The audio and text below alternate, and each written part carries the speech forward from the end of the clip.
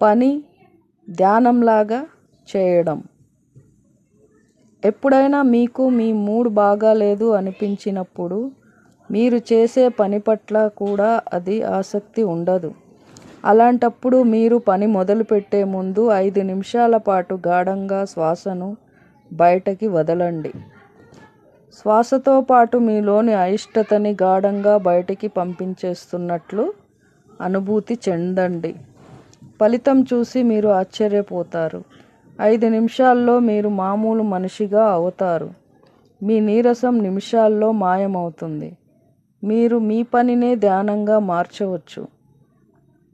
అదే మంచిది. అప్పుడు ధ్యానం మీ జీవితంతో ఘర్షణ పడదు. మీరు ఏది చేసినా అది ధ్యానమే అవుతుంది. ధ్యానం అన్నది మీకు వేరైంది కాదు. అది మీ జీవితంలో భాగం. అది శ్వాసించడం లాంటిది. మీ ఉచ్ఛ్వాస నిశ్వాస లాంటిది. ధ్యానం కూడా అలాంటిదే.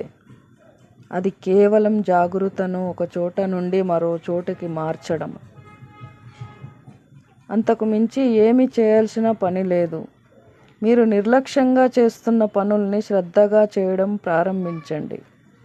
కొన్ని పనులు మనం ఏదో ఆశించి చేస్తుంటాం. ఉదాహరణకు డబ్బు. అది మంచిదే. పని చెయ్యండి. పని వల్ల మీకు డబ్బు సమకూరితే మనిషికి డబ్బు అవసరమే. అందరికీ డబ్బు అవసరమే. కానీ అంతా అదే కాదు. కానీ దానికి మరోవైపు మనం ఎన్నో ఆనందాలని పొందవచ్చు. వాటిని ఎందుకు కోల్పోవాలి అనే ప్రశ్న వేసుకోండి. అవన్నీ డబ్బుతో అవసరం లేకుండా సమకూరేవి. మీకు ఇష్టం ఉన్నా లేకపోయినా పని చేస్తూ ఉంటారు. కానీ అక్కడ ప్రేమను ప్రవేశపెడితే ఫలితంగా మీరు ఎన్నో ఇతర విషయాలను పొందుతారు. లేకపోతే వాటిని కోల్పోతారు. ఇదే ఫ్రెండ్స్, పని ధ్యానంలాగా ఎలా చేయడం అనేది.